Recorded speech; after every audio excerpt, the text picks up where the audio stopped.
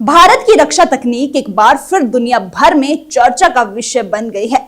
DRDO ने एक नए इलेक्ट्रिक हैवीवेट टारपीडो के एडवांस वर्जन पर काम शुरू कर दिया है, जो अब तक का सबसे घातक डीप स्ट्राइक हथियार साबित हो सकता है। यह टारपीडो 800 मीटर की गहराई तक जाकर दुश्मन की पनडुब्बियों को निशाना बना सकता है और इसकी रेंज 1100 किलोमीटर तक बढ़ाई जा रही है। यह नई परियोजना खासतौर पर चीन की अत्याधुनिक स्टेल्थ पनडुब्बियों के जवाब में बनाई जा रही है, जो गहरे समुद्र में दुश्मनों को छिपाने में सक्षम है। इस तकनीक से भारत को हिंद महासागर से लेकर दक्षिण चीन सागर तक अपनी अंडर वाटर क्षमता को एक नई ऊंचाई पर ले जाने का मौका मिलेगा। डीआरडीओ के इस कदम से भारत को deep water anti submarine warfare में रणनीतिक बढ़त मिलेगी। नई टारपीडो में हाई डेंसिटी बैटरी और बेहतर हाइड्रोडायनेमिक डिजाइन शामिल है, जिससे यह गहरी समंदर में अपनी दिशा बदलने और दुश्मन के पनडुब्बियों पर सटीक वार करने में सक्षम होगा। इसकी सैटेलाइट इलेक्ट्रिक